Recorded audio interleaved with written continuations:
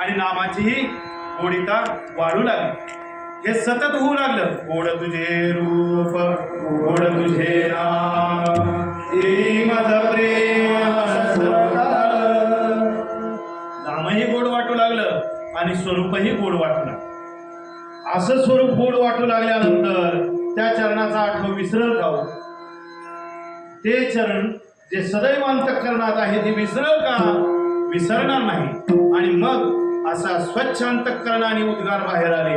ते काय? ते पहिल्या चरणात सांगितलं. काय गुणे आम्हा विठोबाचे पायी, काय गुणे आम्हा विठोबाचे पायी, काय गुणे आम्हा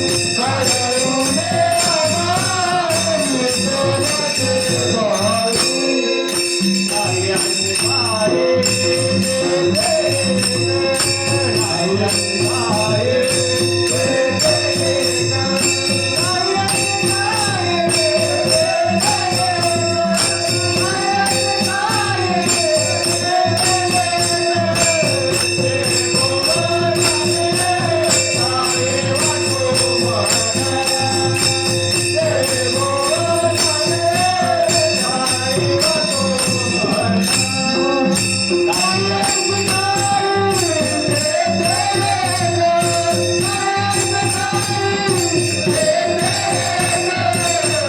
पायी,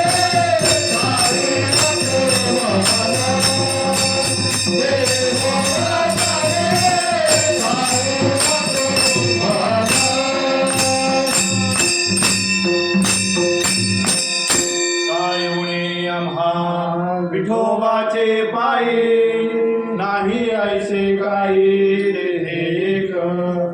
ज्या स्वरूपाबद्दल हे सांगतात ते पंढरीनाथाचं स्वरूप. त्या स्वरूपाबद्दल जे सुख प्राप्त झालं ते स्वरूप जे आहे, त्या पंढरीनाथाचे जे स्वरूप आहे त्याचे 3 भाग पडले. एक म्हणजे सगुण साकार, दुसरं म्हणजे सगुण निराकार आणि तिसरं म्हणजे निर्गुण निराकार. त्यातलं सगुण साकार हे विठेवरची जी मूर्ती दिसते, सुंदर ते ध्यान विठे विठेवरी करकटेवरी ठेवूनिया, हे असं सुंदर असं रूप असणार, सुंदर ते ध्यान असणार हे विठेवरती उभा आहे, सगुण साकार. आणि दुसरं जे सांगितलं की सगुण निराकार, जी मूर्ती विठेवरती उभा आहे, जी तटस्थ आहे, पण ती आपल्याला काय बोलते का? काही बोलत नाही. ती तटस्थ अशी उभा आहे पण निराकार आहे. निराकार म्हणजे सगुण अशी मूर्ती समोर विठेवर उभा आहे, परंतु ती तिथंच आहे का? ती सर्वत्र भरलेली. विठ्ठल विस्तारला जनी सप्तही पाताळे भरुणी, विठ्ठल व्यापक त्रिभुवनी, विठ्ठल मुनी मानसी. विठ्ठल विस्तारला जनी, विठ्ठल सगळीकडे, त्रिभुवनात सगळीकडे तो भरलेला आहे. तुमच्या आमच्या सगळ्यांच्या हृदयामध्ये तो आहे, सगळ्यांच्या हृदयदेशी तो आहे. त्यामुळं तो निराकार, सगुण निराकार. आणि तिसरं जे आहे निर्गुण निराकार, हे ब्रह्माचं लक्षण आहे. त्यामुळं हे 3 भाग आपल्याला समोर दिसतात. असे 3 भाग असणारे अशा विठ्ठलाचं स्वरूप हे अंतःकरणात साठवू लागलं. जसजसं अंतःकरणात ते साठवू लागलं तसं नामाची ही गोडी वाटू लागली. नाम देखील निष्ठेने घेऊ लागला. भक्त जो असतो तो भक्त नाम हे निष्ठेने घेतो, तेवढा विश्वास भगवंतावर असतो. विश्वासच जर भगवंतावर नसेल तर नाम हे कंठात येणारच नाही. तेवढा विश्वास आहे म्हणून तर तो निष्ठेने घेतो.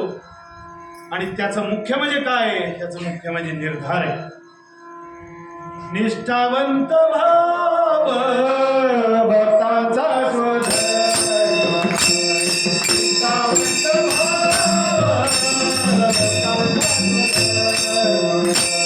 निष्ठावंत भाव भक्ताचा स्वधर्म निष्ठावंत भाव भक्ताचा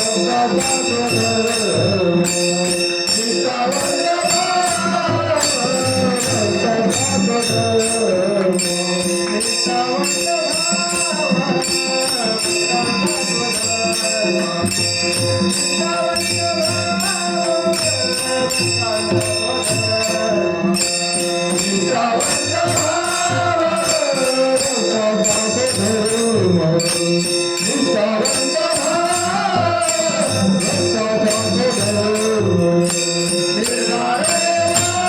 स्वधर्म निष्ठावंत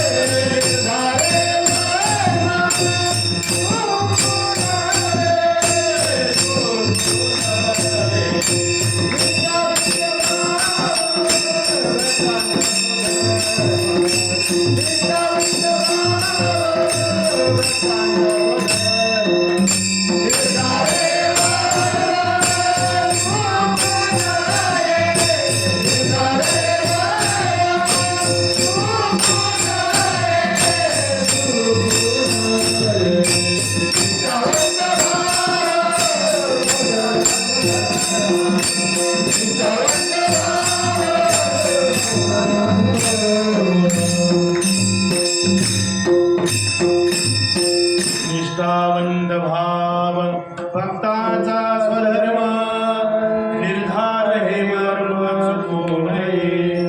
निर्धार पक्का आहे आणि निष्ठाही आहे. असा भक्त आहे जो निर्धाराने आणि निष्ठेने पांडुरंगाचं नाव घेऊ लागला, चरणाजवळ सदैव राहू लागला. आता त्याचा निर्धार पक्का झाला की वर्म चुकू नये. काय वर्म आहे की सदोदित त्याच्या- वर्म ते आहे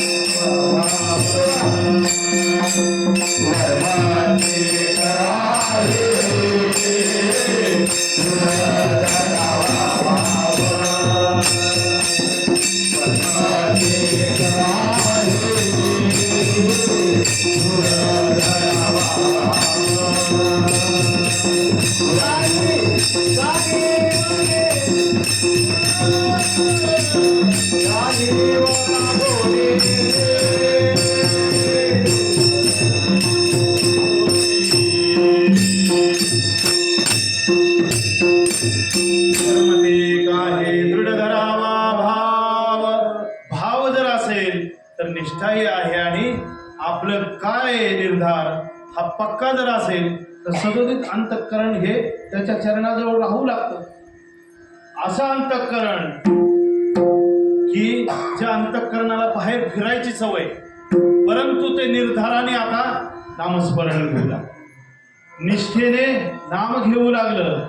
आणि वर्म काय हे वर्म सदोदित लक्षात ठेवलं. सप्ताह झाल्यानंतर त्यांनी सांगितलं की तुम्ही आता इथून पुढं काय करणार, काय काय तुम्ही ठरवलंय, तुमचा पक्का निर्धार काय काय केलाय हे तुमचं तुम्ही ठरवा आणि पुढच्या सप्त्याला येताना आपण काय केलं हे सांगा. म्हणजे आपला निर्धार काय आहे, आपण निष्ठावंत जर भक्त असेल तर आपण काय साधना करावी. आपल्याला वर्षाची मुभा दिली, त्या ह्याच्यासारखी एका तासाची नाही दिली, खटवा करायचा.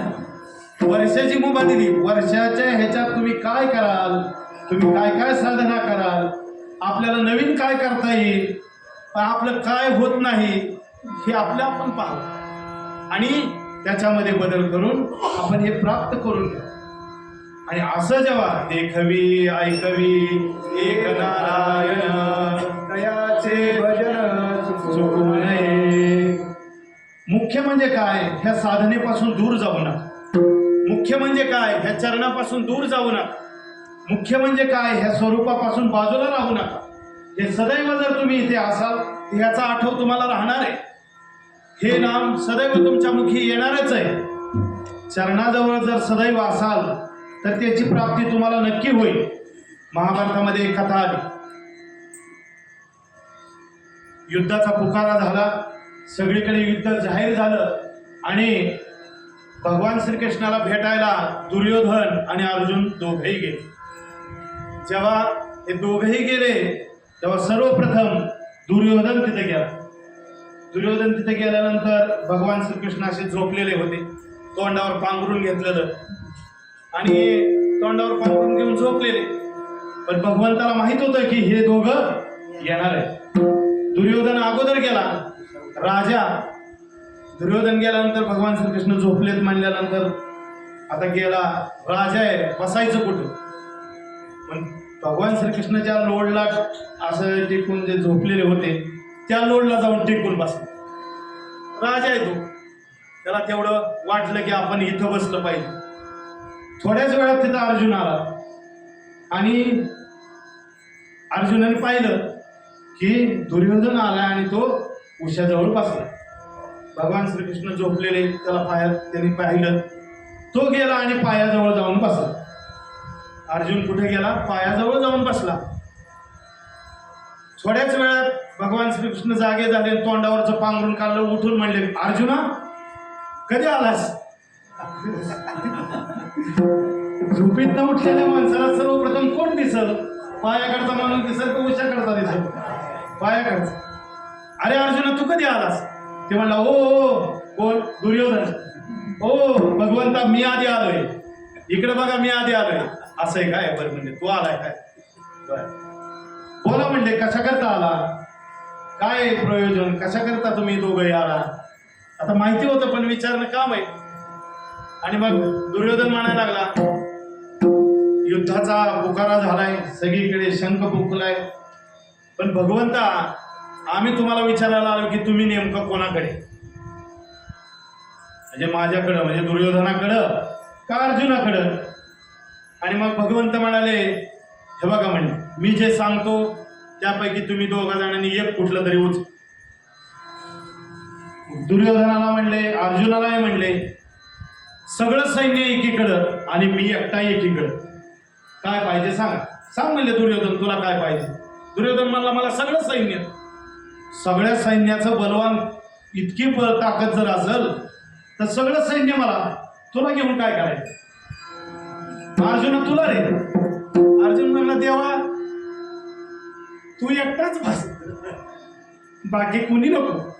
सगळं सैन्य त्याला द्यायचं ना, त्याला देऊन टाक, तू एकटाच मला बस. ठीक आहे म्हणले, काय असेल ते असेल, मी तुझ्याकडं. आणि मग भगवान श्रीकृष्ण अर्जुनाकडे. म्हणजे चरणाजवळ बसल्यानंतर जी प्राप्ती झाली ती अनन्य, ती सुखाची प्राप्ती आहे.